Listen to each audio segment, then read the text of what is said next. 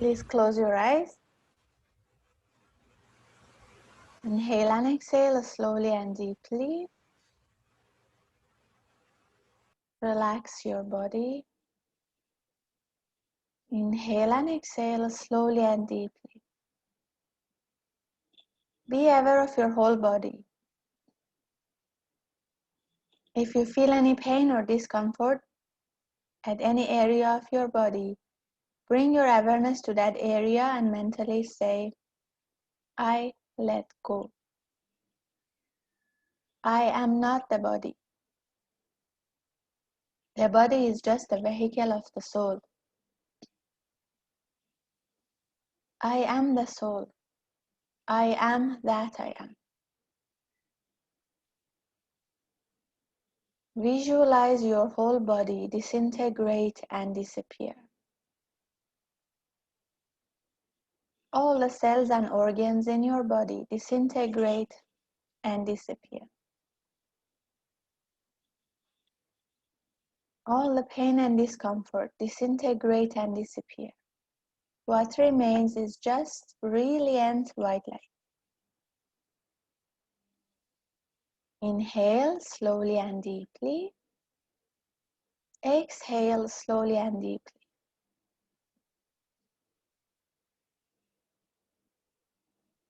Now bring your awareness higher to your thoughts and your emotions. Just observe each and every thought that comes to your mind and fades away. Mentally say, I am not my thoughts. I am not my emotions. Thoughts and emotions are just products of the soul. I am the soul. I am that I am. Visualize all your thoughts and emotions disintegrate and disappear. All your fears, worries, frustrations disintegrate and disappear. What remains is just brilliant white light. Inhale slowly and deeply. Exhale slowly and deeply.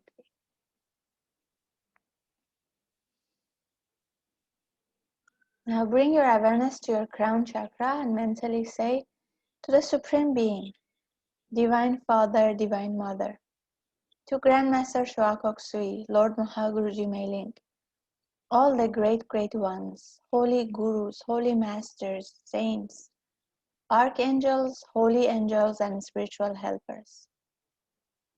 To all the masters of Theosophy, thank you for all of your priceless blessings, for divine light, divine love, and divine power, divine guidance, help, and protection, inner healing and physical healing, good health and happiness, prosperity and abundance, spirituality and illumination. Thank you in full faith. Inhale slowly, inhale all the blessings. Exhale slowly and be aware of your whole body. Inhale slowly. Exhale slowly. Inhale slowly, inhale all the blessings. And exhale slowly. Now please put your two hands in a namaste position in front of your heart. Be aware of the presence of each and every person in this session and mentally say, Atma Namaste. I am happy you're here. And when you are comfortable, gently open your eyes with a big smile. Atma Namaste. Okay, so let's begin.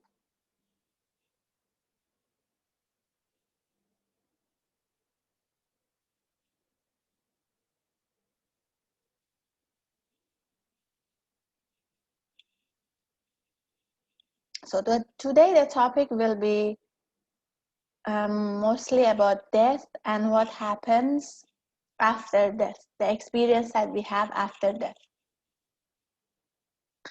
Okay, so we start with at the moment of death and the desire element. Okay. So, based on the book, at the moment of death, the consciousness withdraws from the dense physical body into the etheric double for a short while, usually a few hours, and then passes into the astral body. So, this consists of a process of unsheathing. The ego, the immortal part of man, shakes off from itself one after the other its outer casings. First the dense physical, then the etheric double, then even the astral body, and so on. Okay, so the bodies are called the vehicles. So during the moment of death, one by one, the ego is like letting go. The ego means the soul, letting go of all of these bodies. First the physical body, so for a short while, few hours maybe, it stays in the etheric body, and then it shakes off the etheric body also and uses the astral body for some time. And after that, even the astral body is shaken, and then the mental body, and then the consciousness is like goes back to the higher soul. So in almost every case, the actual passing away appears to be perfectly painless, even after a long illness involving terrible suffering. And the book says the peaceful look on the face of the dead is strong evidence in favor of this statement, because the pain is only experienced in the physical body. Okay, so when the physical body and the etheric body is shaken away, we don't feel any pain anymore. If you remember, in the last session we were discussing about the suffering in the physical body, which we don't feel it in the astral body. And then I shared one example that one time I had this headache, and then during meditation, when the consciousness came out and I was not feeling my physical body anymore, I was feeling no pain at all. But after the meditation, when the consciousness dropped back to the physical body, I started to feel the pain again. So during the moment of death, this passing away process is painless also, because the physical body and the etheric body are shaken away. So at the actual moment of death, even when death is sudden, a man sees the whole of his past life before him in its minutest detail. In a moment, he sees the whole chain of causes which has been at work during his life. He sees and now understands himself as he really is, without any self-deception. So he reads his life remaining as a spectator, looking down upon the arena he is quitting. Okay, so I'm sure you have all heard about this.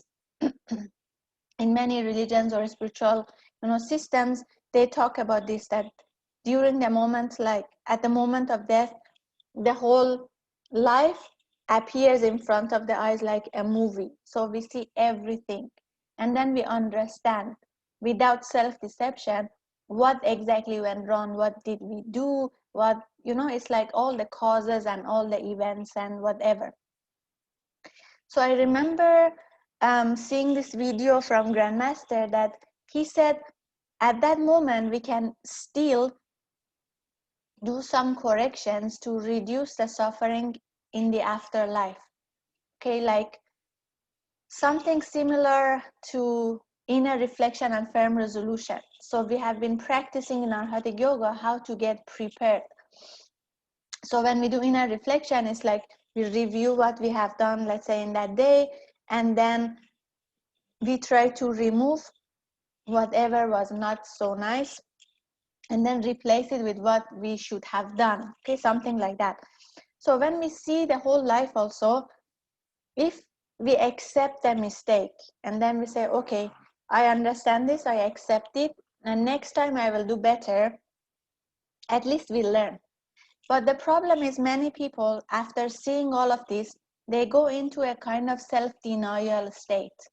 Like starting to give excuses, like this was not my problem and this was not me and whatever, although they see that exactly was the problem. Maybe it was their mistake. So if we go into that self-denial, then we cannot learn and we cannot let go of that emotion or thought. But if we understand, we accept, and they say, okay, firm resolution, next time I will do better, then there is a possibility to let go of some of these lower emotions and thoughts so that we can have a better, life in the astral world after passing away.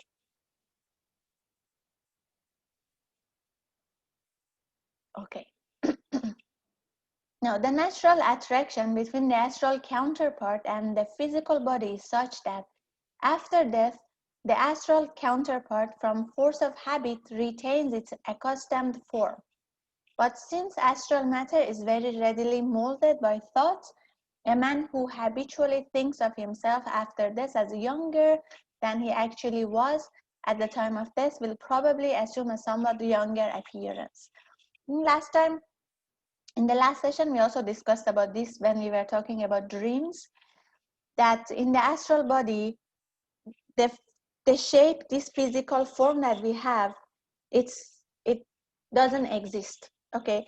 Now, because of the habit, the astral body sometimes follow the same shape as the physical body, but with the thought, with the will, we can actually change our form to any form we want.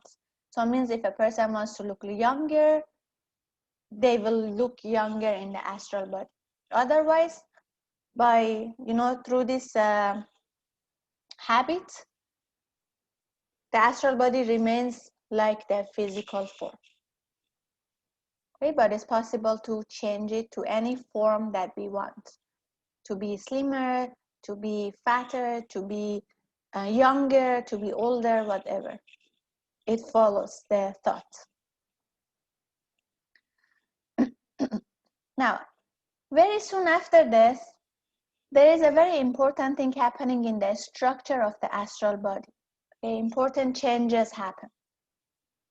And this is because of the working of desire elementals.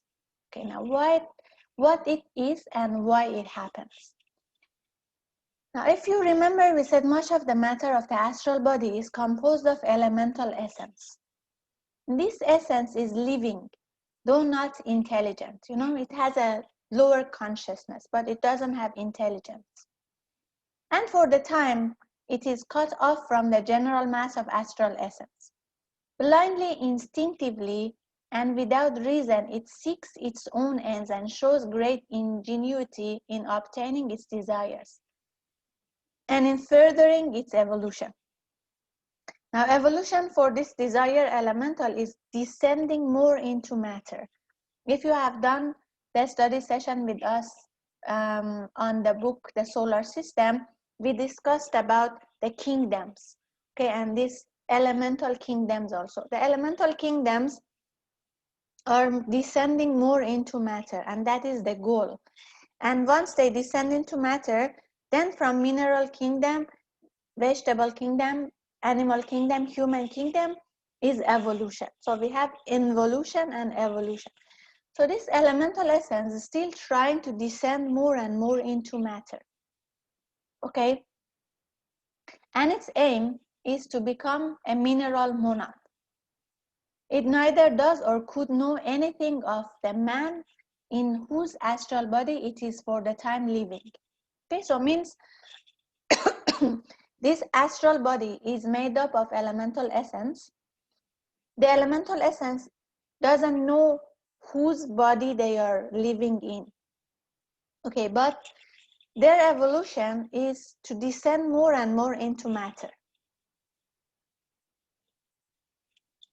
They have a lower consciousness and they don't have intelligence. Okay. So when the physical body dies, they know that the astral body is also going to die soon.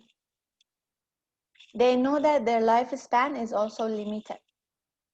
Okay.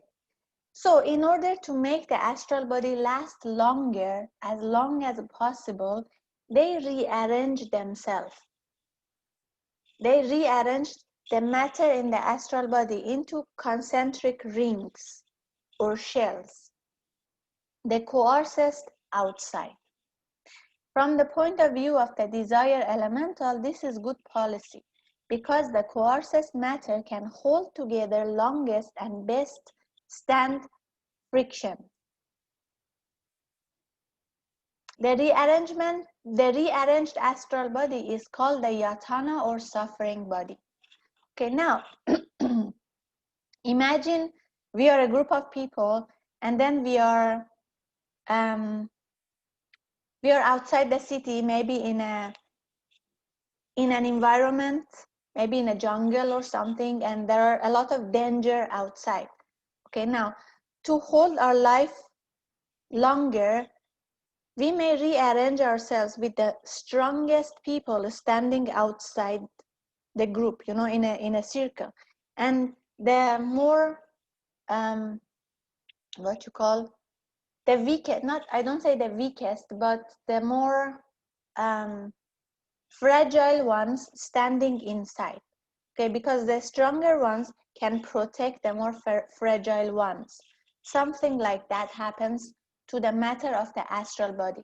So this desire elemental knows that after the death of the physical body, the astral body also will follow soon after. So therefore, to stretch the life of the astral body, they rearrange the matter into concentric rings. The outside, the outside to be the coarsest and the inside to be most refined. Okay, this rearrangement, this rearranged body is called the suffering body. Now, the effect is to prevent the free and full circulation of astral matter, which usually takes place in the astral body. In addition, the man is able to respond only to those vibrations which are received by the outermost layer of his astral body. The man is thus shut up, as it were, in a box of astral matter, being able to see and hear things of the lowest and coarsest plane only. Since he can see and feel only what is lowest and coarsest, the men around him appear to be monsters of vice. Under these circumstances, it is little wonder that he considers the astral world as a hell. Okay, so let's look at this. This is just an image showing concentric rings. Now imagine the outermost ring is the coarsest matter in the astral body, and the innermost ring is the most refined. Now when this happens, the person can only respond to the vibrations similar to the outermost. So means the energy cannot free flow between all the matters, all the grades of matters in the astral body. The person can only respond to the outermost. Now that's why everybody will appear as monsters to him. Now why is that so? Because you know everybody has lower feelings and emotions, right? So a person who is generally a nice person sometimes also feels angry, sometimes also feels sad, sometimes also feel worry and whatever lower emotions. Okay, now imagine a person whose astral body is rearranged like this only sees the most negative lower emotions in others. So even a nice person who maybe 10%, 20% of the time feels angry or sad or whatever lower emotion, we only see that. So in that case, everybody around will look like monsters, very scary. So that's why the astral body, the astral world is sometimes called hell, especially if this rearrangement happens, and especially if the person whose astral body is rearranged has a lot of lower emotions. Now, if a person who has been doing lots of purification and spiritual practice has already removed a lot of lower emotions in his or her astral body, even if the rearrangement happens, the coarsest emotions are not that bad, they are not that low. Therefore, the person will not really experience those lower levels of hell, maybe a bit better than others. And if there is no lower emotions, even better. Okay, but we discussed shortly that there is a possibility that we stop the desire elementals to rearrange the matter in the astral body. And we have to do that actually. Okay, so after some time, the outermost shell or ring disintegrates. The man then becomes able to respond to the vibrations of the next higher level of the astral plane, and thus rises to the next subplane, and so on, from one subplane to another. His stay on each subplane will, of course, correspond to the amount and activity of the matter in his astral body belonging to that subplane.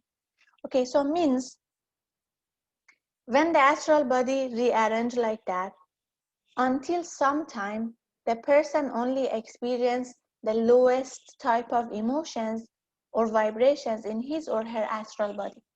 After some time, when the lessons are learned, when the person let go of these emotions and that outermost ring disintegrate, then the consciousness will go to the next higher subplane and continues until all the planes, all these subplanes disintegrate, and then the consciousness will go to the mental body.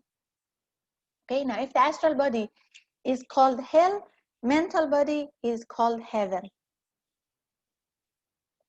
because there is no lower emotions anymore in the mental plane. Okay, now how long does it take for each of these rings, each of these subplanes to disintegrate? Depends on how much lower energies, lower vibrations, lower emotions is in that subplane. So it means if a person is like really savage, really living a very difficult and unwholesome life, there is a lot of lower emotions in the lowest subplane. So this may take a while for it to disintegrate. But if a person doesn't have much of those lower emotions, maybe it will disintegrate fast and the consciousness goes to the next subplane. Have you heard in some religious textbooks, they say like we have 7 layers of, or 7 levels of hell, 7 levels of heaven. So these 7 levels of hell correspond to these subplanes of the astral plane, especially if the rearrangement of the astral body has taken place.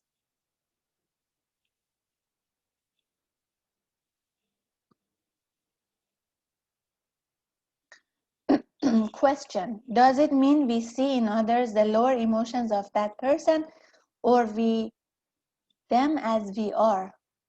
Or we see them, you mean, as we are after rearrangement? We see them as we are.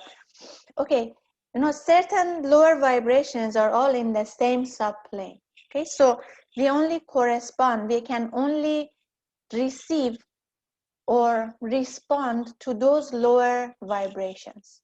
Okay, so means whatever we see in them corresponds to whatever lower level that we have in us, but not exactly the emotions that we have, okay? But the same vibration. For example, how do I explain? Like if you are in there is a 7-story building, you are in the first floor, you can only see everybody who is in the first floor. But as you go to higher floors, then what you see is different, corresponding to what is your eye level. Do you understand? Something like that. So when we are responding to only the lowest subplane, the 7th subplane of the astral plane, we only see whatever emotion which is in the same vibration as the 7th subplane. Then as that disintegrates, the consciousness goes to the 6. Then we only correspond to the 6. No more corresponding to the 7th subplane. Then as it goes higher and higher, we can respond to the higher vibrations until the whole astral body disintegrates and the consciousness goes to the mental body. So as the shell usually disintegrates gradually, the man thus finds the counterparts of physical objects growing dimmer and dimmer, while thought forms become more and more vivid to him. If during this process he meets another man at intervals, he will imagine that that man's character is steadily improving, merely because he is himself becoming able to appreciate the higher vibrations of that character. Okay, means, let's say you are in the astral world and then you see a certain person who is not yet passed away, okay? So you only see certain lower vibrations in him first. But as our these rings, the quartz rings disintegrate, then we can see more improved emotions in other people around us. So it may feel like others are steadily improving, but basically our capability to see higher vibrations in them is improving. Okay, and because our response is going higher and higher from the 7th subplane to gradually 6th, 5th, 4th, and 3rd, 2nd, and 1st, and we are going further and further from the physical plane. That's why gradually the person may notice the physical, the counterpart, the astral counterpart of the physical objects become dimmer and dimmer and dimmer, while thought forms become more and more vivid, because we are going higher and higher from the 7th subplane, which is closest to the physical world, to the 1st subplane, which is closest to the mental world.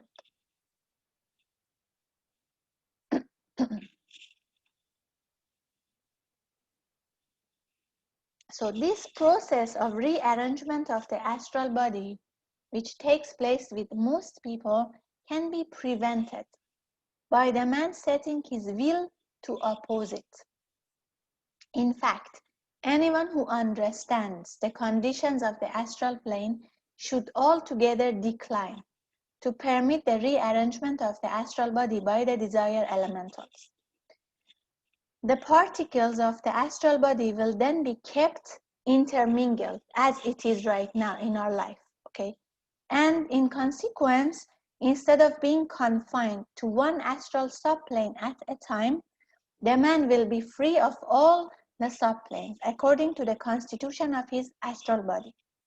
The elemental, being afraid in its curious semi-conscious way, will endeavor to transfer its fear to the man who is jolting him out of the rearrangement in order to deter him from doing so. Hence, one reason why it is so useful to have knowledge of these matters before death. Okay, so means by the use of will, we can stop this rearrangement from happening. Okay, if we have the knowledge. But if a person is trying to stop this rearrangement from happening, these elementals will try to transfer their fear to the person so that he or she will not go through with this. But if a person has knowledge, they know that this fear is not, real fear. It's just injected by the elemental. So with the use of will, the person can stop the rearrangement from happening.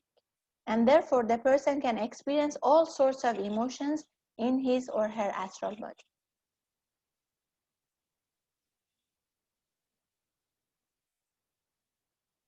Okay? Clear? So, to sum up, when the body dies, elemental essence, because it wants to increase its lifespan, will rearrange the astral matter in the astral body of the person who passed away, arranging them from the lowest vibration to the most refined in concentric rings. And if that happens, the person can only respond to the lowest emotions, lowest vibrations in his or her astral body. And after some time, when all those emotions disintegrate and let go, that ring or that subplane will disintegrate and the consciousness goes to one level higher. Now, if a person has knowledge with the use of will, the person can stop this process from happening. And as per the book, the person should do it so that we are free to experience all levels, all the vibrations in the astral body as we do in our, in our current life. That is why the dying person should hear the soul meditation. Yes. There are so many, like achieving oneness with the higher soul has so many information about this, and it prepares the person to be ready actually. If the person is ready, if the person has done proper purification and preparation, can even bypass the astral, but the astral plane altogether, and straight away the consciousness can go to the mental plane, or even straight away unite with the higher soul. So that's why the soul meditation is trying to connect with the higher soul before even the body dies. If we have practiced that, when the body dies, we may even straight away connect with the higher soul and bypass all of this. And that happens to advanced spiritual practitioners or spiritual teachers. That's why when a spiritual teacher passed away, we don't call it a death anymore. We call it samadhi. We call it oneness, because the moment the body dies, the consciousness already unites with the higher soul. It's like bypassing all of this consciousness, going to the astral plane, one by one disintegrate, and then rise up to the mental plane, and again disintegrate, and then unite with the higher soul. Okay, that's why the knowledge of achieving oneness is actually very, very important for everybody, especially the ones who are, in the process of dying, or it's very important for them. Okay, now next chapter, after death life, the principles of after death life. So it cannot be too strongly insisted that it is not found that any sudden change takes place in man at death. On the contrary, he remains after death exactly what he was before, except that he no longer has a physical body. He has the same intellect, the same disposition, the same virtues and vices. Now, sometimes there is this myth or wrong idea that after death, the person becomes a completely different person, or everything changes completely to a different scenario. But that's not the case. The life after death is just a continuance of the life in the physical plane. The person remains the same person, with the same intellect, the same disposition, the same virtues and vices. Exactly like before. It's just a continuation of the life on earth, on the physical plane. So the conditions in which he finds himself are those which his own thoughts and desires have already created for him. There is no reward or punishment from outside, but only the actual result of what he has himself done and said and thought while living in the physical world. Sometimes in some, societies or some schools, they create a very scary image after death. It's like after death, the person goes in a very strange, scary environment and everything. But actually, what happens after death depends on our own thoughts, desires that we have created in our life in the physical plane. Okay, so there is no reward or punishment from outside. It's just the result of what we have planted ourselves in the physical world. So whether we have a fantastic afterlife or a very difficult one depends on what thoughts we have been creating in the physical world, what seeds we have been planting. So when a man first arrives on the astral plane after physical death, he by no means always knows that he is dead.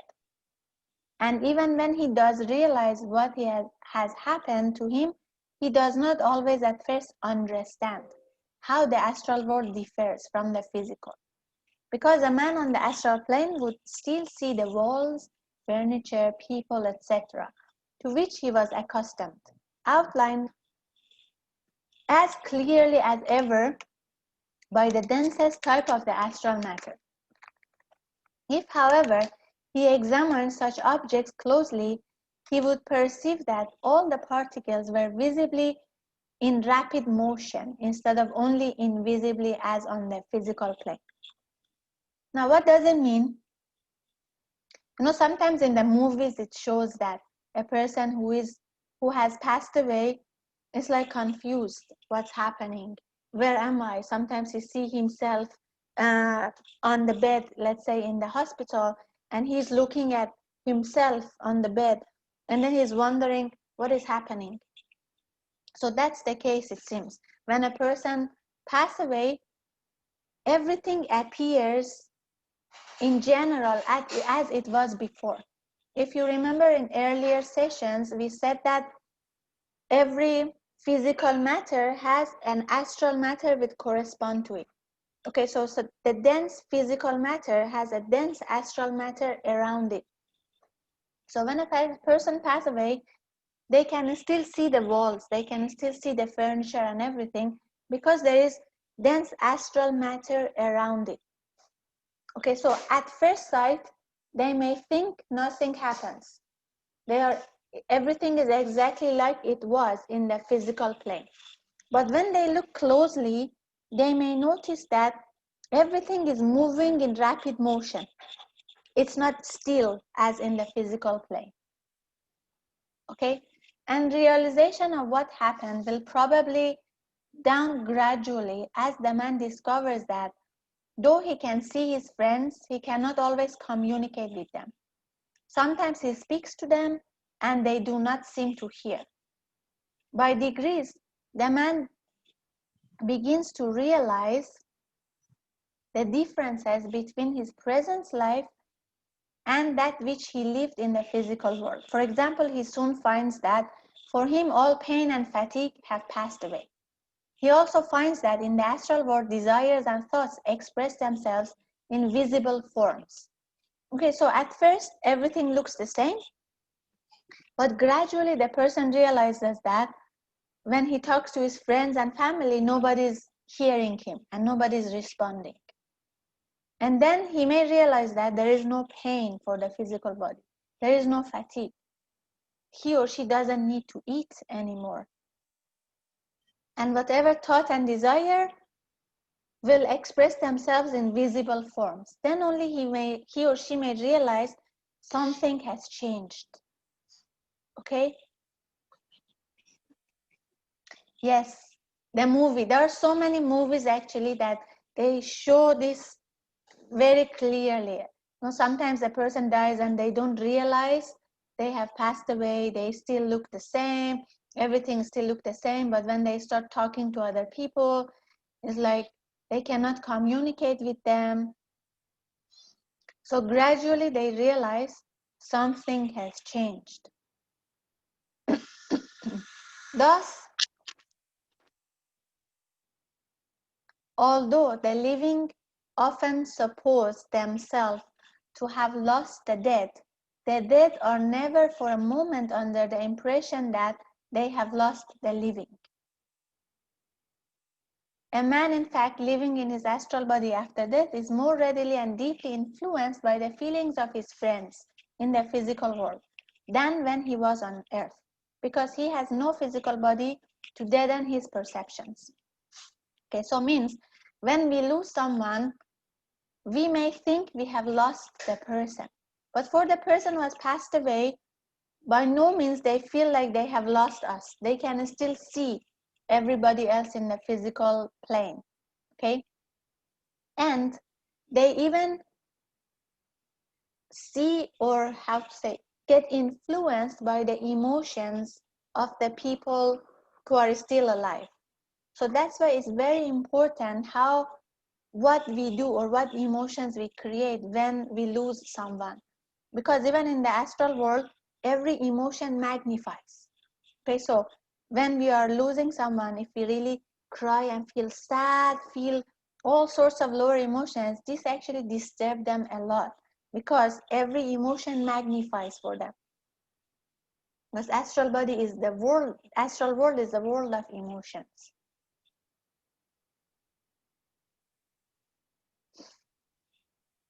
So a man by no means always recognizes with any certainty the astral counterpart of a physical body, even when he sees it. He usually requires considerable experience before he can clearly identify objects, and any attempt that he makes to deal with them is liable to be vague and uncertain. Examples of this are often seen in haunted houses, where stone throwing or vague clumsy movement of physical matter takes place. Okay?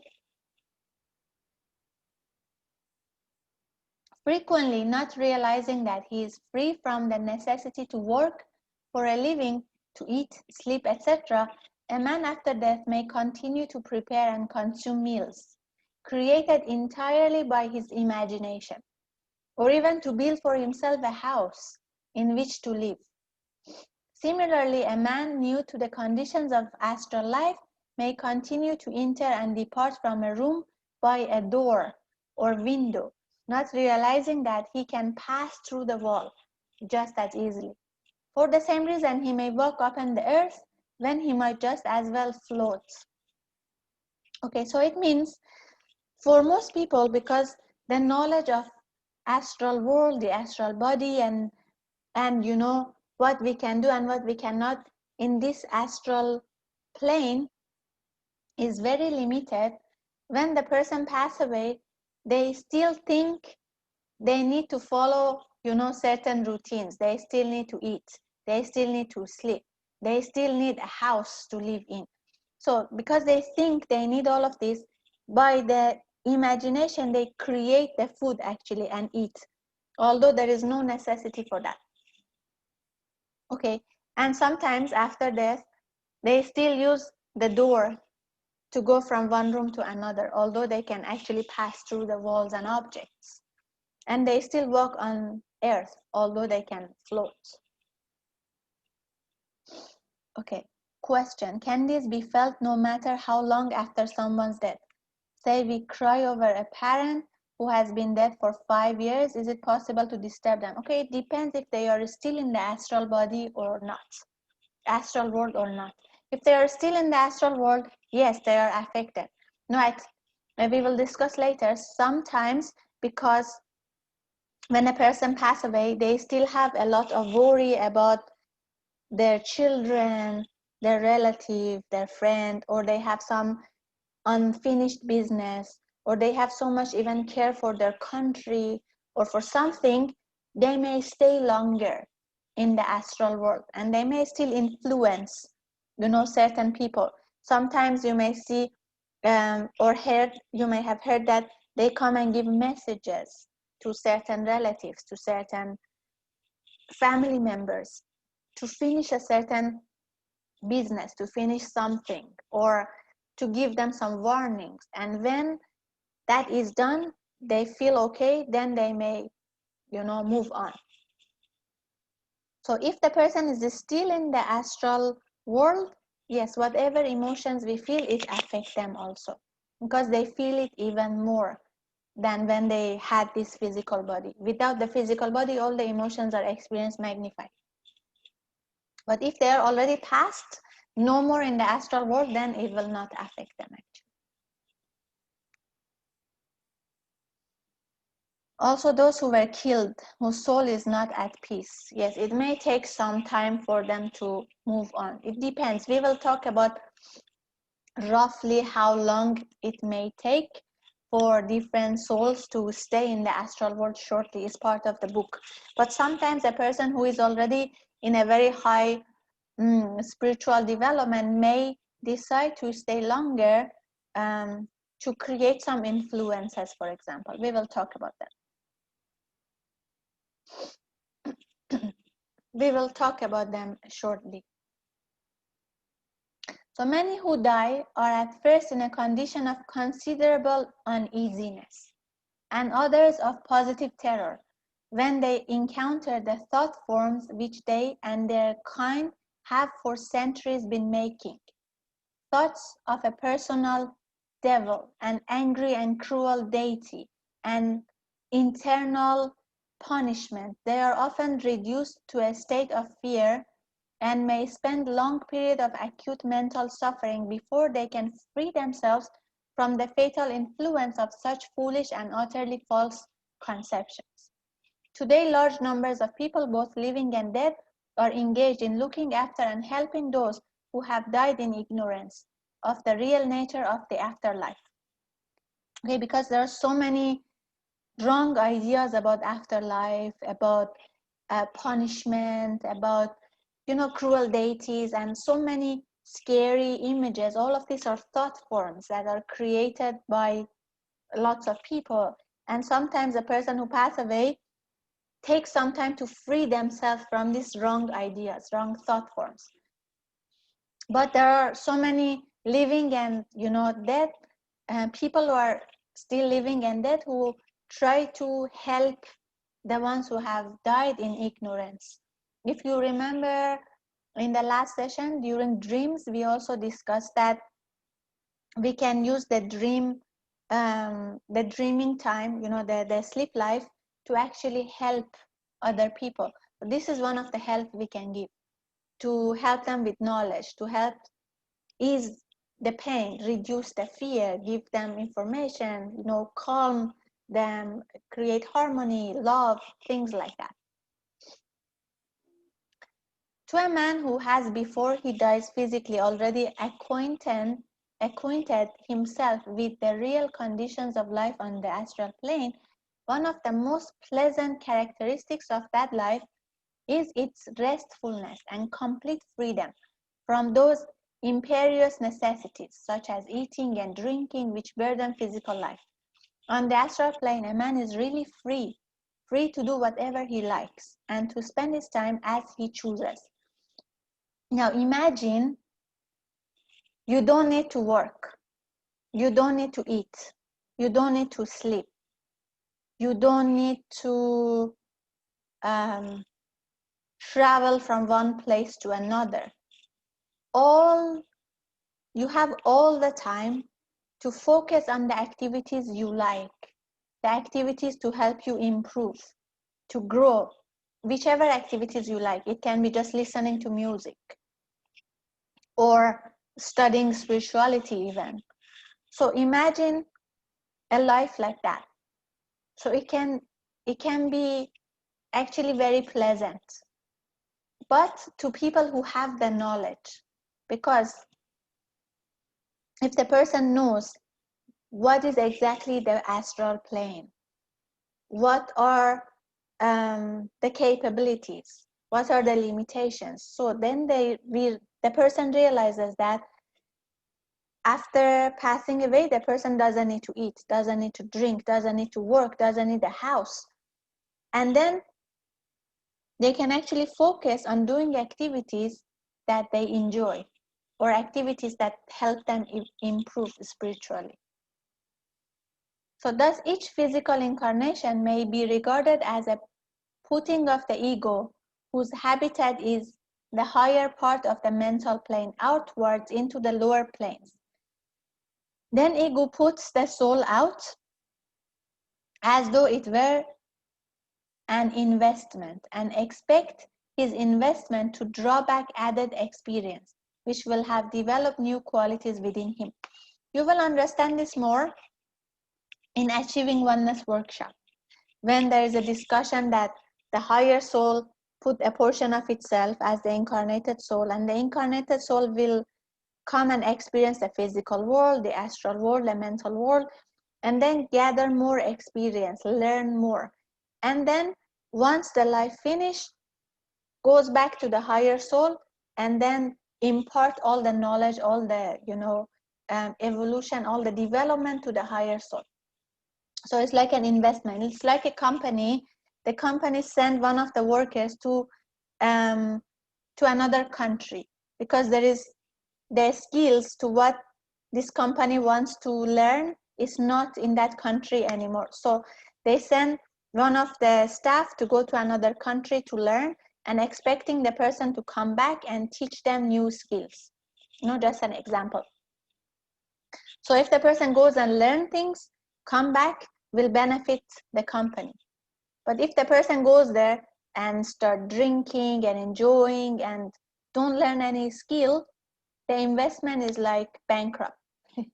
No investment for the company. Similarly, for the higher soul.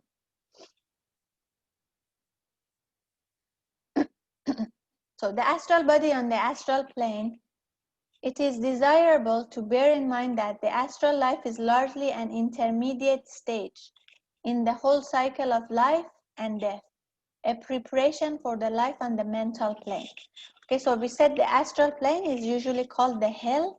The mental plane is usually called the heaven life. Okay, so this astral plane is actually intermediate stage between the physical life and the heaven life, which is the mental plane.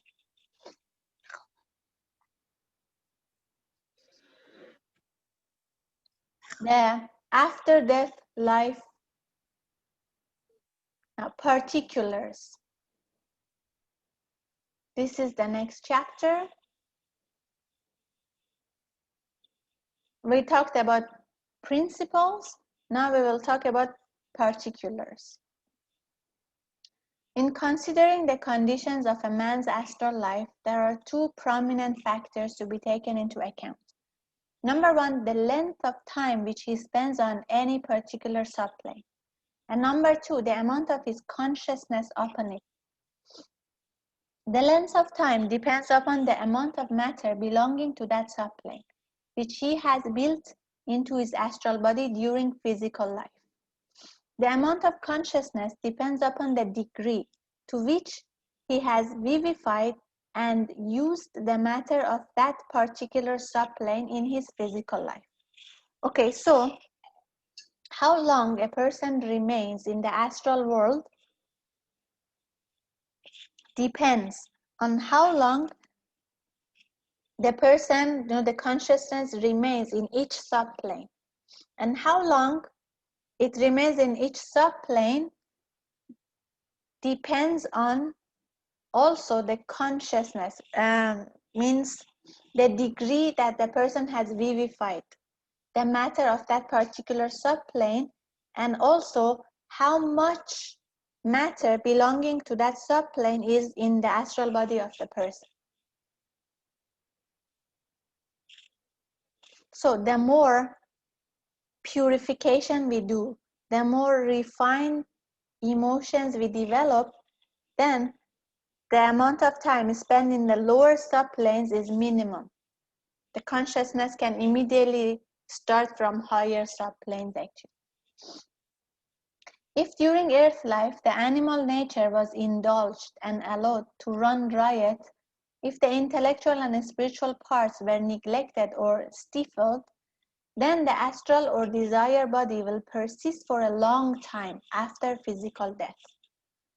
If on the other hand, desire has been conquered during Earth life, if it has been purified and trained into higher nature, then there will be little to energize the astral body and will quickly disintegrate and dissolve away. This is exactly what we said. So it depends on how much lower emotions we have been experiencing in the physical, how much lower emotions we have been creating in the physical life. If we have done lots of purification, lots of spiritual practice, lots of focus on higher refined emotions, then those lower subplanes will quickly disintegrate and dissolve. Now, the general principle is that when the astral body has exhausted its attractions to one level, the greater part of its grosser particles fall away, and it finds itself in affinity with a somewhat higher state of existence. Its specific gravity, as it were, is constantly decreasing, and so it steadily rises from the dense to the lighter strata, pausing only when it is exactly balanced for a time. There are some who pass only a few hours or days on the astral plane. Others remain there for many years or even centuries. For an ordinary person, 20 to 30 years on the astral plane after this is a fair average. Question: how much time will a soul spend on the higher astral subplane? Depends again. How much the person has developed and how fast those subplanes can disintegrate. As the book says, there are some people who only stay in the whole astral plane for a few hours or few days. But on average, people stay about 20 to 30 years. There's a table later that actually classifies how much time is spent by different groups of people, which we will reach to it soon.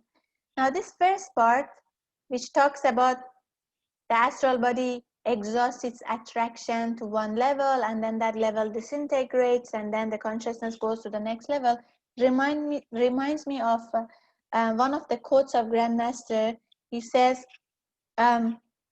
it's like after some time, the child, it's like leaving, how to say, it's like giving up playing with toys as the soul is getting mature. It reminds me of that, quote, that statement. It's like after some time, the astral body loses attraction for a certain subplane. It's like giving up playing with toys, something like that. And then the consciousness goes to the next. It's like the person is getting more and more mature, something like that. Okay, so it depends. Depends on the maturity of the soul. And as we discussed, there are some spiritual teachers who straight away connect with the higher soul after path away. So that's why we don't call it death anymore. Now, an exceptional case is that of Queen Elizabeth, who had so intense a love for her country that she has only quite recently passed into the heaven world, having spent the time since her death in endeavoring until recently, almost without success, to impress upon her successors her ideas of what ought to be done for England, based on the book. Okay, so means sometimes if a person has so much of unselfish love towards, let's say, a country, towards her or his country, they may decide to stay longer, and they may try to impress their thoughts and ideas upon the thoughts of the successors, to create certain changes for the country, because like they can see that this needs to be done to improve or to help the country come out of certain, I don't know, crisis. So they stay longer and they try to help even after they pass away. No, this was the older one. I will show you the picture. Another notable example was that of Queen Victoria, who passed very rapidly through the astral plane and into the heaven world, her swift passage being undoubtedly due to the millions of loving and grateful thought forms which were sent to her, as well as to her inherent goodness. Okay, so the images of Queen Elizabeth and Queen Victoria.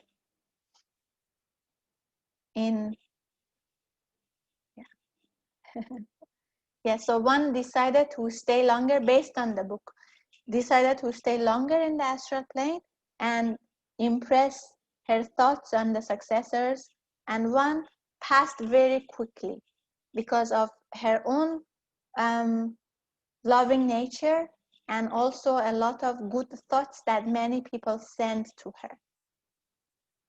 So whatever thoughts and prayers actually we do after death of someone is helping them to also pass quickly. Yes, possibly. The book doesn't talk about Princess Diana, so I don't know. These are based on the book, but maybe, possibly. So the general question of the interval between Earth life is complicated. It is possible here to touch briefly only on the astral portion of those intervals. Three principal factors have to be taken into account. The class of ego, the mode of individualization, and the length and nature of the last Earth life. So we will discuss about this one by one. Number one is class of ego. Now, if you have done esoteric study session with us on the book, The Solar System, this was already covered in the book. Now we have individualization in different rounds of the moon chain.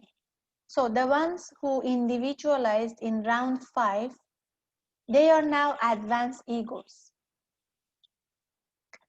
And many of these are taking continuous incarnation so that for them the question of intervals between lives does not arise. Average length of astral life is about 5 years. An ego may even pass through rapidly and unconsciously. Now, another class of them, men distinguished in art, science, or religion, general tendency is towards a longer astral life, especially in the case of artists and religious men. Now, there are some groups who individualize in round 6. They are now country gentlemen and professional men. Average length about 20 to 25 years. And there are some group who individualize in round 7. And now they are upper middle class. Average length about 25 years. Okay, these are all estimation. Yeah, it's not like exact. Now, if you have not done esoteric study with us on the solar system book, you may actually request for the videos, go back and listen. That's why we started with the solar system, because many of these books that we read, you see, there are some topics in them that leads back to the solar system book. That's why it's good to have the knowledge of that in the beginning so that we can understand all of this. Now, another one is moon men, second order. Now they are the bourgeoisies. They stay for 40 years roughly in the astral life. Moon animal men, now they are skilled workers, 40 on middle level. Moon animal first class, they are now unskilled laborers. They stay 40 to 50 years on lower levels. And moon animals second class, they are like drunkards. They stay 40 to 50 usually on the 6th subplane. Okay, now to understand this more, you can again go back to the book Astral, the Solar System. Now, a certain difference is produced by the mode of individualization, but this difference is much less in proportion in the lower classes. Those individualized through intellect tend to take an interval between lives rather longer than that taken by those who individualize in other ways. Generally speaking, a man who dies young will have a shorter interval than one who dies in old age, but is likely to have a proportionally longer astral life because most of the strong emotions which work themselves out in astral life are generated in the earlier part of the physical life. Okay, it must be recollected that in the astral world, ordinary methods of time measurement scarcely apply. Even in physical life, anxiety or pain will stretch a few hours almost indefinitely. And on the astral plane, this characteristic is exaggerated 100-fold. Okay, so it means although we are talking about time, how many years and so on, but in the astral world, the concept of time is a bit different. Okay, like we have all experienced that also. Sometimes when you're deep into a certain emotion, the time, changes. Like if you're really enjoying something, the time may feel past. It's like the time passed so fast. Sometimes you're having a difficult time, the time passed so slow, something like that. So in the astral plane, the concept of time, what we experience as time is a bit different because the emotions get exaggerated. A man on the astral plane can measure time only by his sensations. For a distortion of this fact has come the false idea of eternal damnation. Sometimes in some societies or some textbook you may have read about eternal damnation. It's not really eternal, but because that emotion is really exaggerated, the person may feel it as eternal at that point.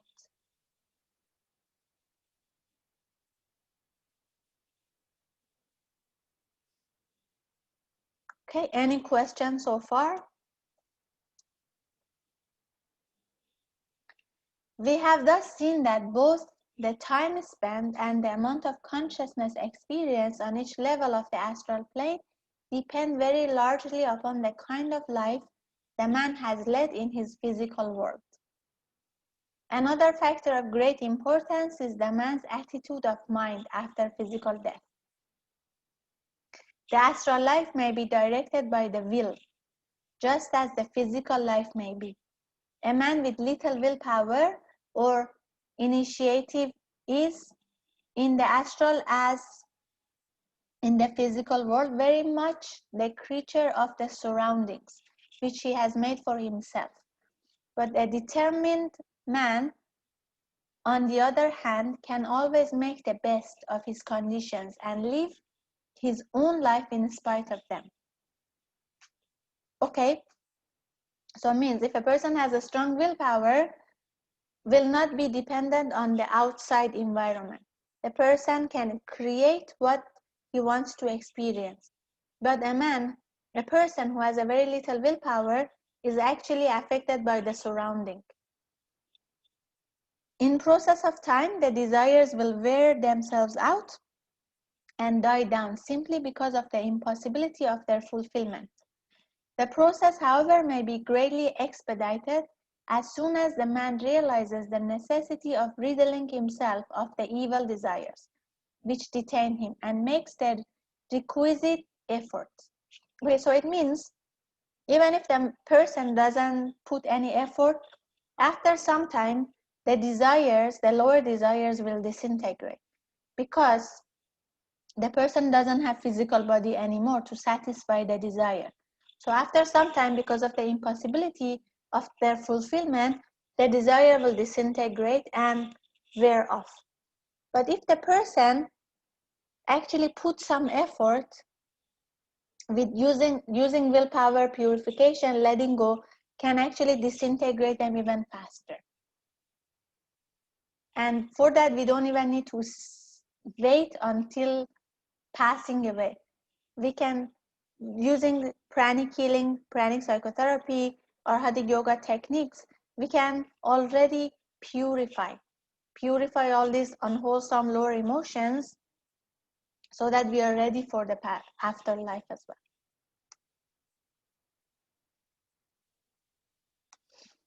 So the rationale and automatic justice of the whole process is clear.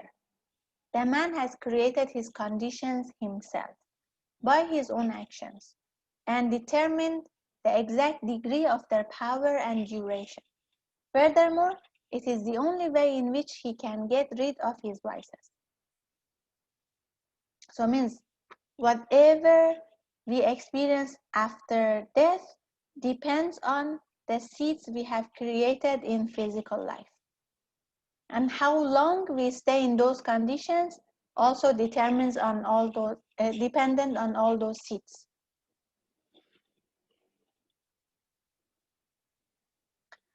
Question: does that mean if a dead person lingers around to support the child he left behind, he will stay on till that desire disintegrates too? Okay, this is a bit different. Okay, sometimes the person stays because the lower emotions, the lower vibrations are heavy and pull him or her down, so the consciousness cannot rise up. But sometimes the person doesn't have those lower emotions. Even maybe this rearrangement of the astral body has not happened, but the soul decides to remain because he or she has an unfinished business, or he or she worries about the child. So in that case, they may stay to do some changes, maybe to give some message to someone, maybe to do something to protect the child. And once that is done, they may move on. Like the story of the Queen Elizabeth we discussed earlier, she decided to stay for very long because of her love towards the country.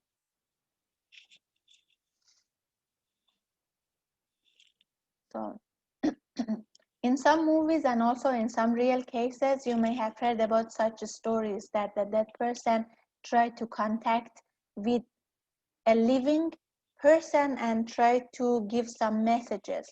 So this message needs to go to, let's say, a loved one, a relative, or someone or something to help that person. And like the movie Ghost also, that someone suggests, like brought up earlier. So once that responsibility, once that you know once that is done, then the person can move on because there is no other reason to stay on. So man thus makes for himself both his own purgatory and his own heaven.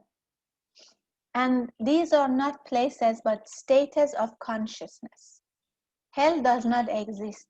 It is only a figment of the theological imagination. Neither purgatory nor heaven can ever be eternal, for a finite cause cannot produce an infinite result. Nevertheless, the conditions of the worst type of man after death are perhaps best described by the word hell, though they are not everlasting. Okay, so Grandmaster has a quote. He says, heaven is not here, there, or anywhere, it's within. So heaven, hell, and all of these are just states of consciousness. They are not a certain place. And it's like the experience we are having. So if a person has a lot of lower emotions, and after death, the astral body has rearranged into concentric circles, what the person is experiencing can be described as hell.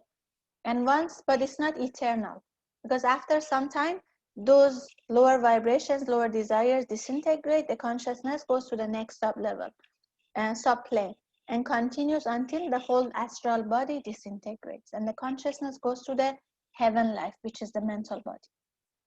Okay, after this book, we are going to study the mental body. Okay, so that is known as the heaven.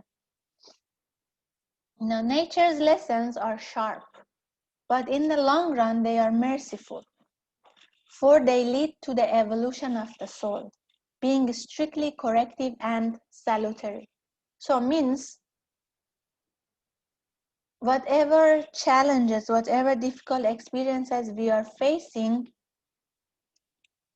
it's actually eventually for the benefit of the soul. It's eventually evolutionary in process. I even remember hearing, I think from Shiram, that lords of karma are actually beings of love. It's like when we experience certain things because of karma, it's not a punishment. It's all evolutionary in process.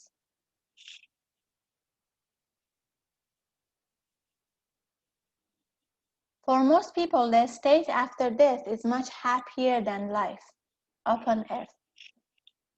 The first feeling of which the dead man is usually conscious is one of the most wonderful and delightful freedom.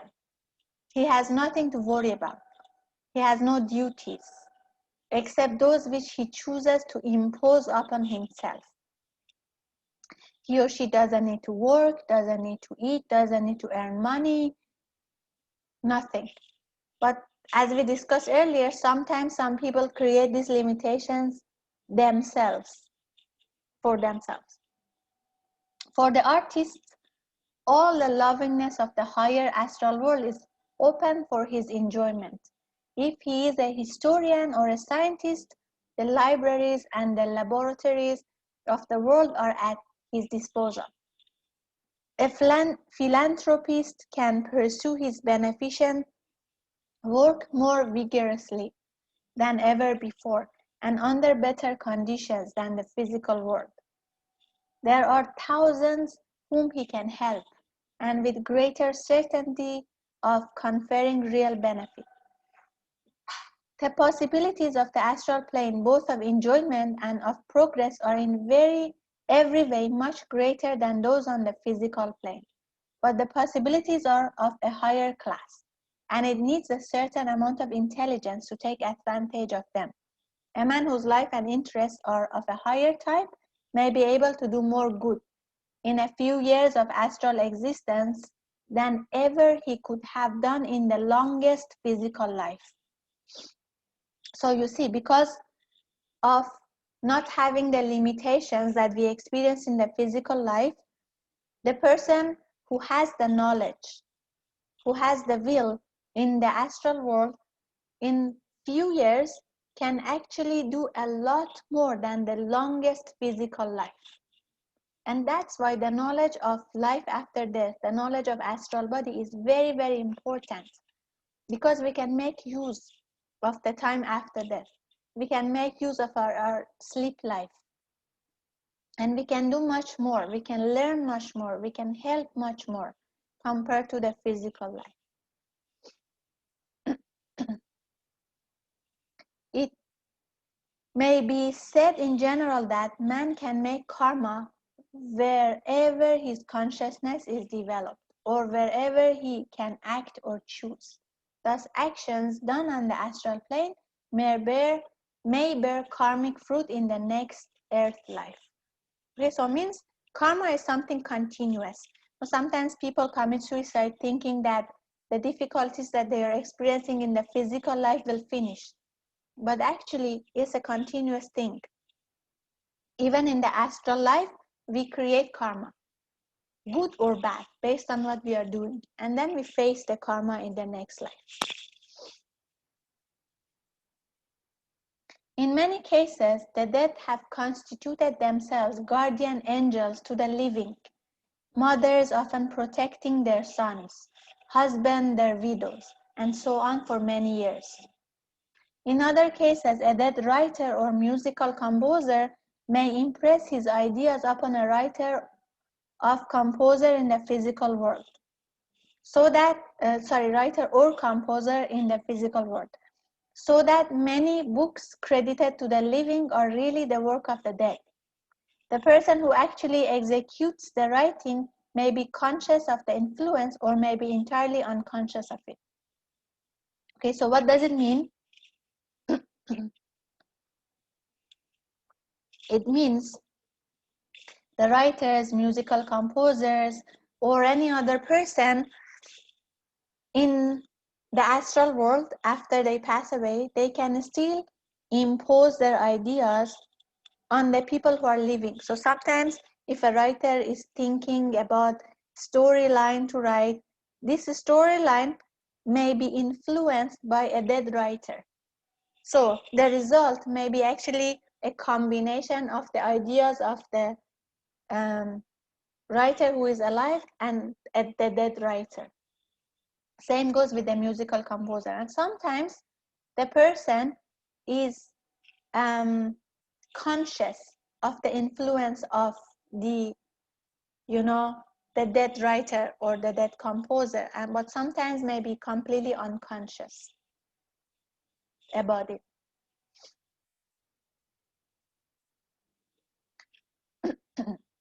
So the grief of relatives and friends may also attract the attention of one who has passed to the astral plane and tend to draw him down into touch with earth life again. This downward tendency grows with use, and the man is likely to exert his will to keep in touch with the physical world. In many cases, people not only cause themselves an immense amount of wholly unnecessary pain, but often also do serious injury to those for whom they mourn with intense and uncontrolled grief. So this is what we talked about before.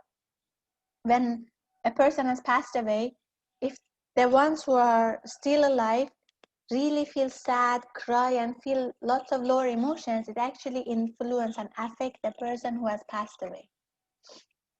It attracts their attention, and that emotion influences them because the emotion is experienced magnified.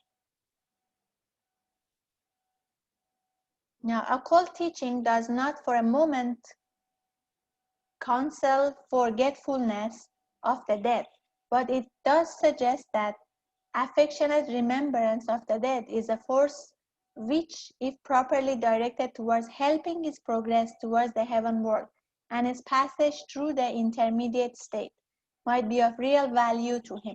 Whereas mourning is not only useless but harmful.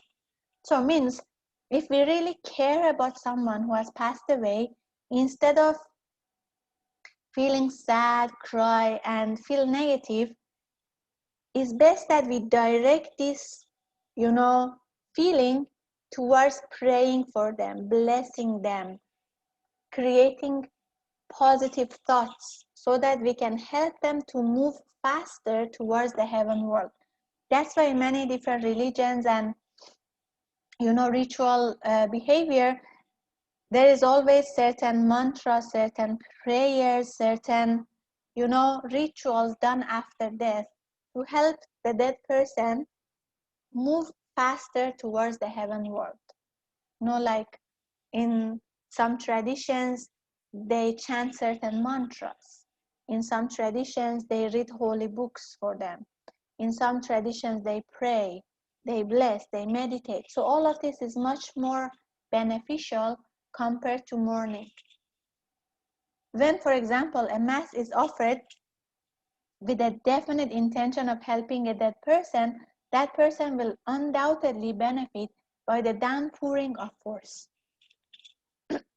So group prayers, very good also.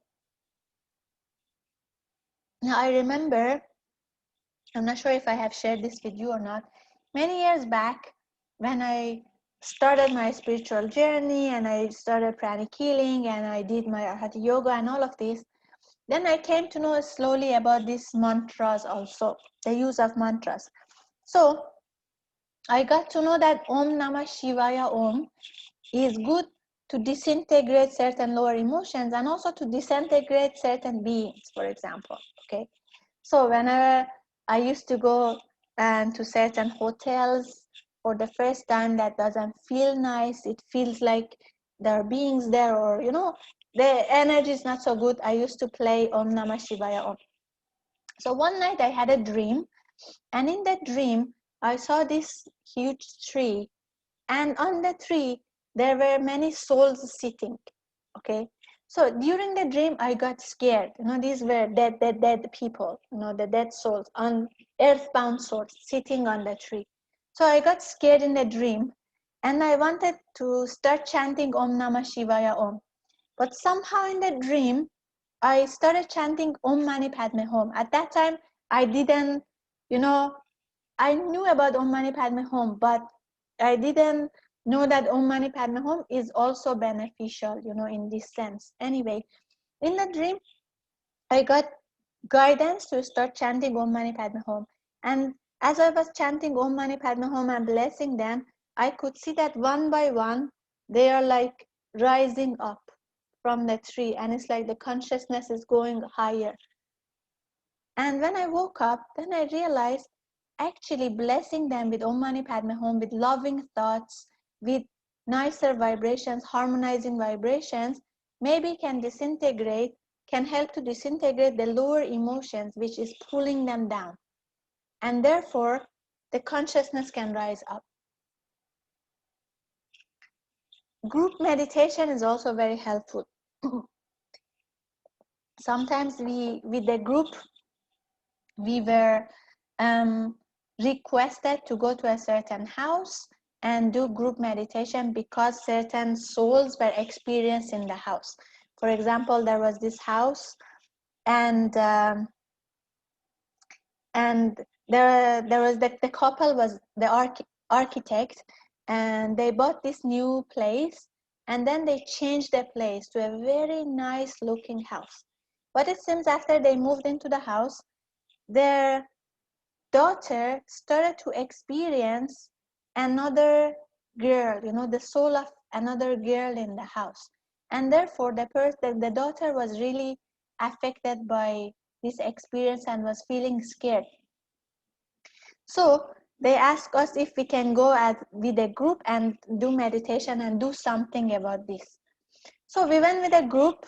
We told the group that this is to purify the house, but we didn't give specifics like what is happening with the house and which soul is trapped in the house and whatever. Now, based on the research of this family, it seems the house where previously a family used to live there previously, and the father in the family killed the daughter, something like that. So that's the history of the house.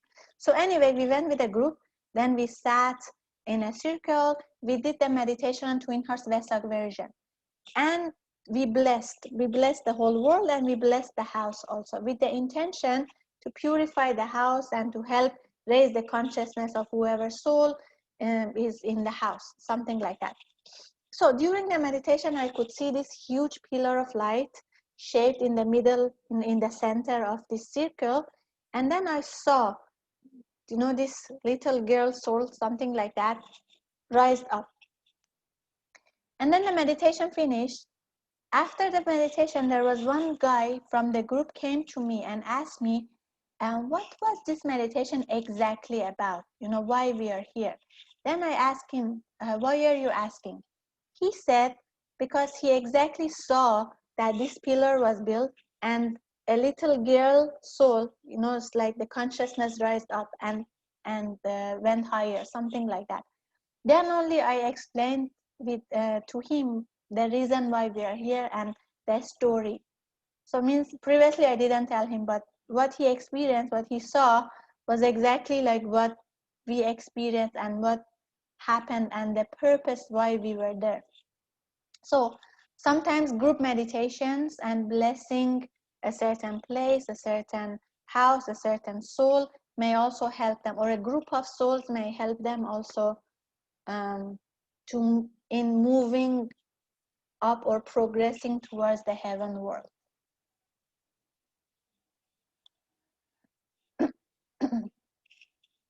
Okay, next chapter, the after-death life. I think this is the last chapter to be discussed today. Special cases.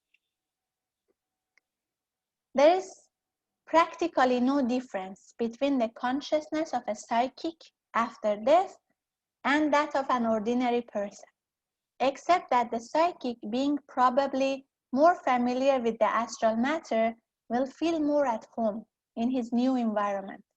To be psychic means to possess a physical body in some ways more sensitive than those of most people. Consequently, when the physical body is dropped, the inequality no longer exists. Okay, so it means the consciousness of a psychic and the consciousness of an ordinary person is the same after death. A sudden death, such as from an accident, need not necessarily affect the astral life in any way for the worse.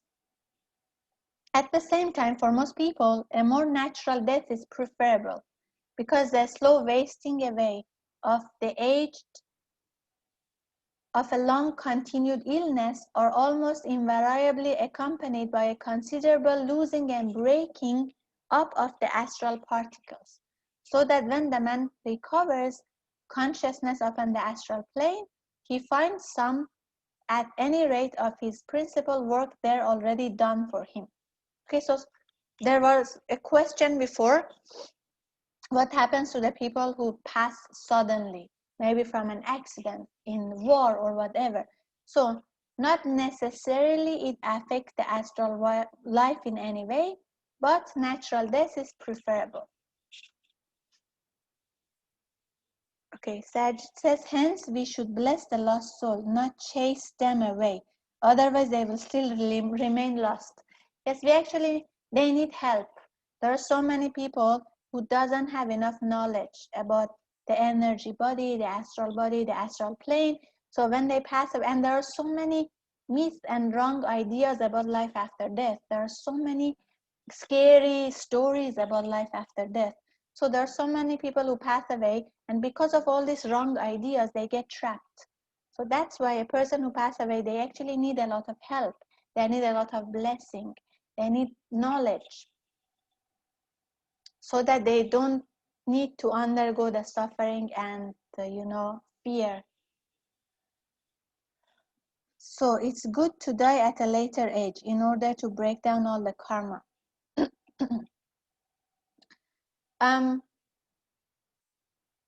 It's not like that exactly, but here it says natural death, not sudden death. Because when it's natural death, maybe after a long continued illness, because of the long continued illness, and because the person is expecting to die, so maybe the person is ready to move to the next plane, and a lot of work is already done. But if a person suddenly die without any knowledge about the astral life, without any preparation, maybe it's a bit hard, because they may find themselves in situations that they're not familiar with. They don't have knowledge, and it may take some time to get familiar and to get used to the new environment. But if it's after a long continued illness, it's like somehow you are prepared, something like that. Otherwise, even after physical life, after death, we can still learn. We can continue learning, continue growing, continue doing good deeds, continue creating good karma. But the importance is to have the knowledge about the astral world. Now, the victims of capital punishments, apart from the injury done to them by suddenly wrenching from the astral body, throbbing the feeling of hatred, passion, revenge, and so forth, constitute a peculiarly dangerous element in the astral world. Unpleasant to society as a murderer in his physical body may be, he is clearly far more dangerous when suddenly expelled from the body. And while society may protect itself from murderers in the physical body, it is at present defenseless against murderers suddenly projected on the astral plane in the full flush of their passions. Such men may well act as the instigators of other murders. It is well known that murders of a particular kind are sometimes repeated over and over again in the same community. Now, what does it mean? It means sometimes if a person commits murder, the punishment is death.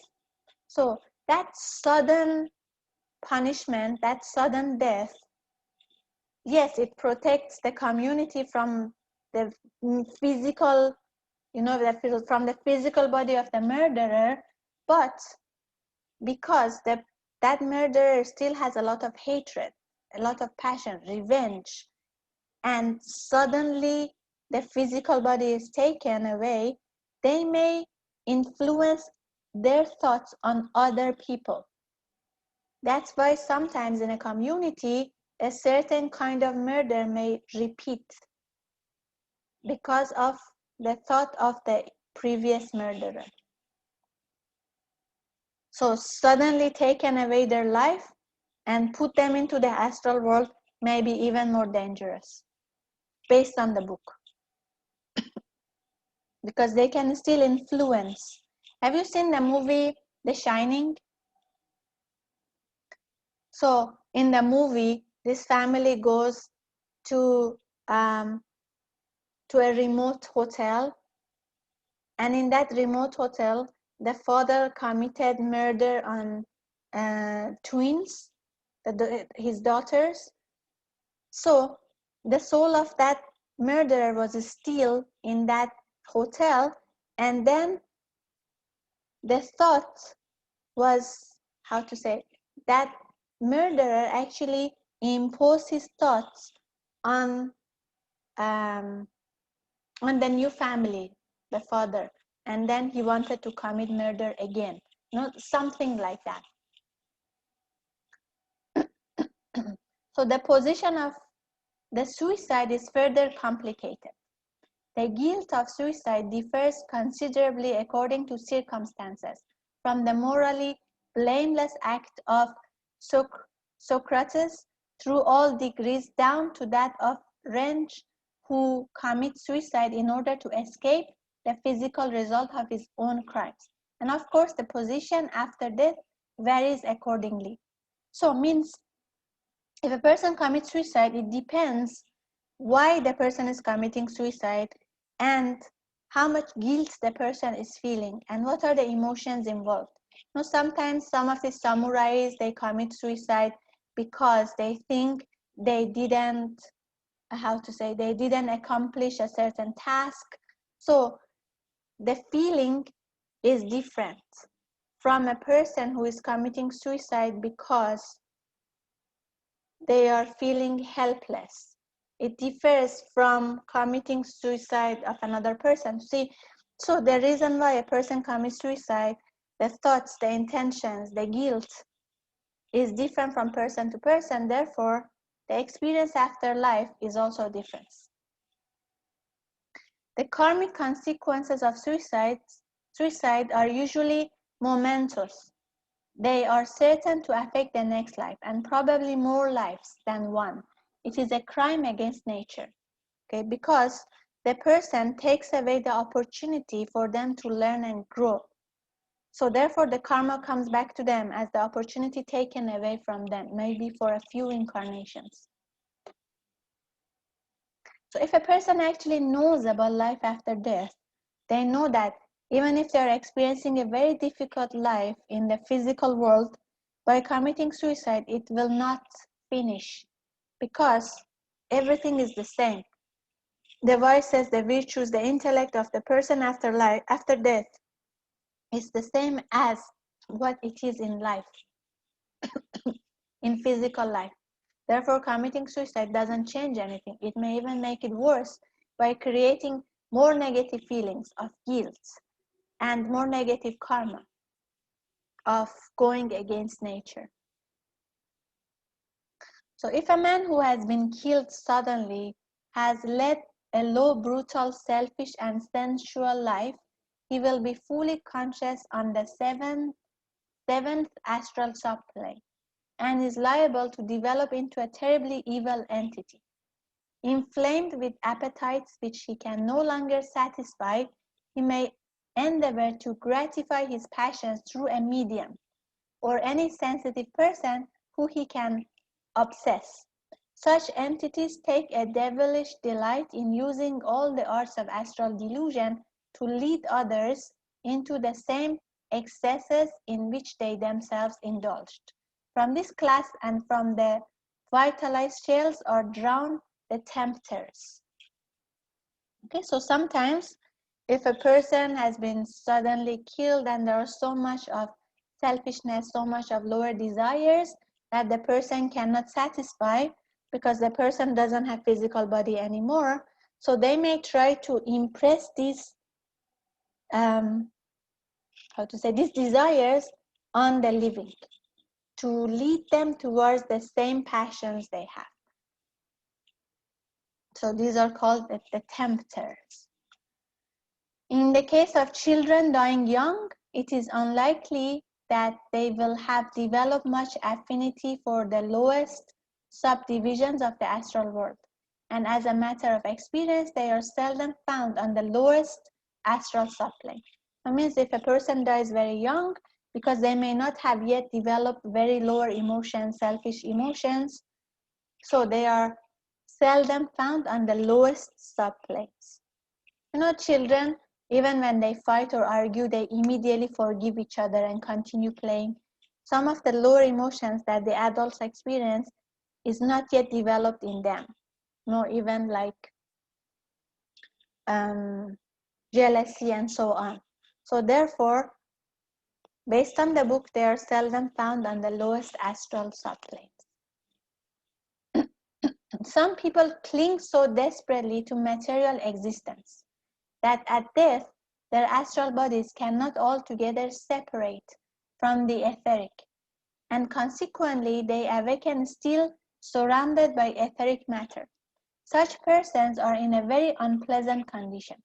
They are shut out from the astral world by the etheric shell which surrounds them, and at the same time they are also, of course, shut off from ordinary physical life because they have no physical sense organs. The result is that they drift about lonely, dumb, and terrified, unable to communicate with entities on either plane. They cannot realize that if they would only let go their frenzied grasp on matter, they would slip after a few moments of unconsciousness into the ordinary life of the astral plane. In a few cases, another astral entity may be able to help them by persuading them to let go their hold on what to them is life and sink out of it. Okay, so means if some people have so much desire towards material life, they cling so desperately to that, so that when the body dies, it's like they are wrapped into an etheric shell. So they no longer have the physical body to communicate with the people who are still alive, and because of this shell of etheric matter, they cannot also communicate to the beings in the astral world. So they feel lonely, terrified, unable to communicate with any entity in either plane. But they don't realize that if they just let go of that material existence, of that whatever material thing that they are clinging to, they can actually slip into the astral plane. Okay, and there are some astral entities and spiritual helpers that they try to help them and persuade them to let go, so that they can continue their life in the astral world. So sometimes an entity may be able to seize upon a baby body, ousting the feeble personality for whom it was intended, or sometimes even to obsess the body of an animal, the fragment of the group soul which to an animal stands in the place of an ego, having a hold on the body less strong than that of an ego. This obsession may be complete or partial. Now, what does it mean? It means sometimes when the person dies, they still may have a lot of desires that they want to satisfy. But because they don't have the physical body, they cannot satisfy the desire. Now they try to impress other people who are alive, or obsess them to do what they want to experience. Like, for example, someone is addicted to drinking, for example. They still have a lot of desire to drink, but because they don't have a physical body, they cannot experience it anymore. But the desire is there. So they try to impress their idea on other people. They try to take over the incarnated soul of the living being. But because the incarnated soul has a lot of control over the physical body, they cannot easily get influence, or they cannot easily take over the body of another living person. So they may try to obsess a baby body because the control of the incarnated soul may be less. Or they may try to take over the body of an animal, because the animal has group soul. And because of the group soul, the incarnated soul, the higher soul, doesn't have much control over the body. So it's easier for, for them to take over the body of the animal. Okay? Have you heard in some religions, they say if a person has really lived a very terrible life, in the next life they may incarnate as animals. Okay, this is partially correct, because once we go to the human kingdom, we don't go backward to animal kingdom. But maybe they are referring to this. If a person has a lot of lower passions and desires and emotions, they cannot satisfy it with, after death, they cannot satisfy it because they don't have a physical body, and they cannot take over another person's body because the soul of the person has control over the body. Therefore, they may use an animal body. And if that happens, they get actually present in the body of the animal. And they experience all the emotions of the animal. And they can only come out when the animal dies. So maybe what they were referring to is this statement from the book. So the animals most commonly seized upon seem to be the less developed ones, like cattle, sheep, and swine. More intelligent creatures such as dogs, cats, and horses do not appear to be so easily dispossessed, though cases do occasionally occur. In the extreme cases, the man may be linked to the astral body of the animal, and thus to be chained as a prisoner to the animal's physical body. The man is conscious in the astral world, has his human faculties, but cannot control the animal body, nor express himself through the animal body on the physical plane. The animal organism serves as a jailer rather than as a vehicle. And further, the animal soul is not ejected, but remains as the proper tenant of its body. Cases of this kind explain at least partially the belief often found in Oriental countries that a man may, under certain conditions, reincarnate in an animal body. This is very interesting. The class of person who is definitely held down to earth by anxiety is often termed earthbound, as Saint Martin expressed it. Such men are remainers, not returners, being unable thoroughly to tear themselves away from physical matter until some business is settled, in which they have a special interest. Okay, so you may have heard about the term earthbound souls. So it means they are people who are still so closely connected with earth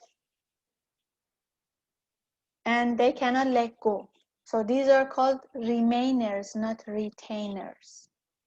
And they remain until a certain business is settled. Any questions so far?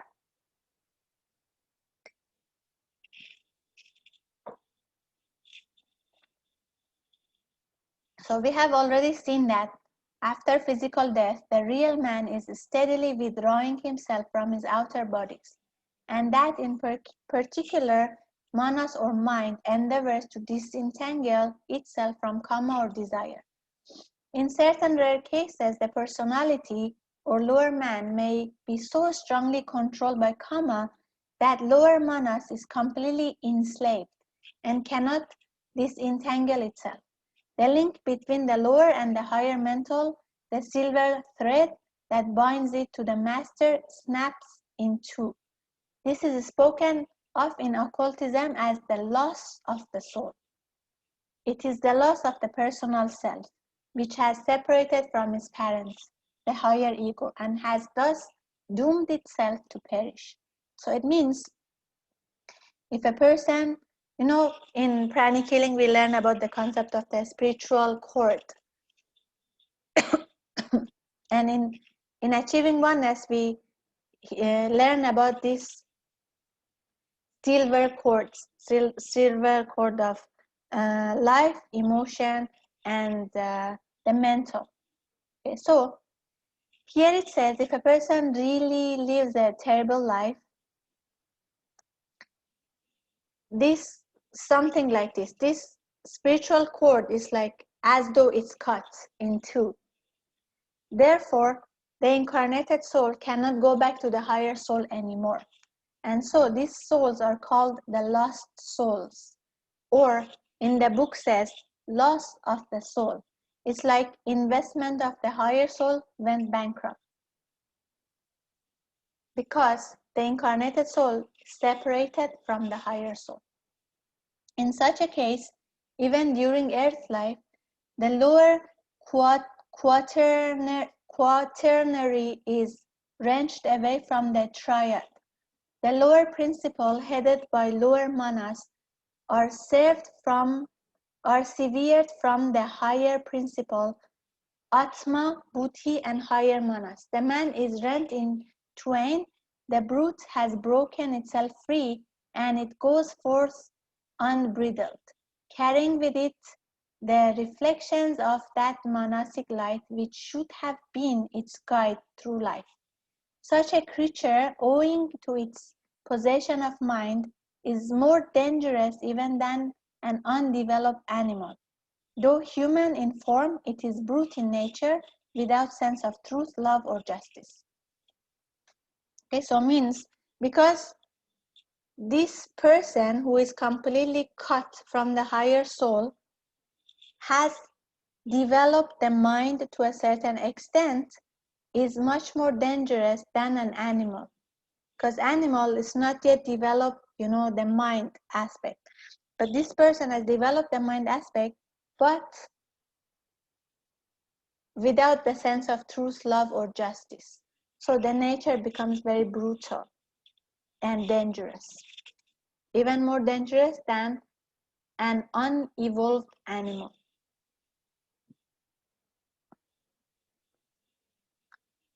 So what happens to them after they die? After physical death, such an astral body is an entity of terrible potency and is unique in this, that under certain rare conditions it can reincarnate in the world of men with no instinct save those of the animal, driven only by passion, never even by emotion. A being of this class, which is known as an elementary, sinks lower with each successive incarnation until, as the evil force gradually wears itself out, it perishes, being cut off from the source of life. It disintegrates, and thus as a separate existence is lost. From the point of view of the ego, there has been no harvest of useful experience from that personality. The ray has brought nothing back. The lower life has been a total and complete failure. So it means if the incarnated soul completely get cut from the higher soul, this person, this soul is known as elementary. There is still possibility of reincarnating, but after some time, they disintegrate completely. So it's like failure for the higher soul because there was no harvest, no result from this incarnated soul.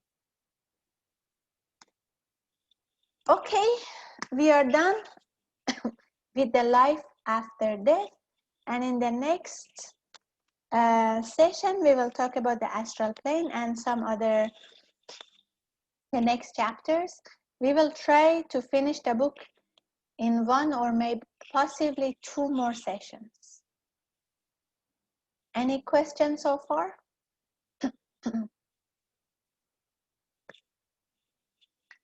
So I hope that the knowledge of life after death is useful, because as you see the importance from the book, if we know about the life after death, if we have knowledge about the astral body, the astral world, we can actually prevent a lot of suffering from, a lot of suffering to happen once the body dies.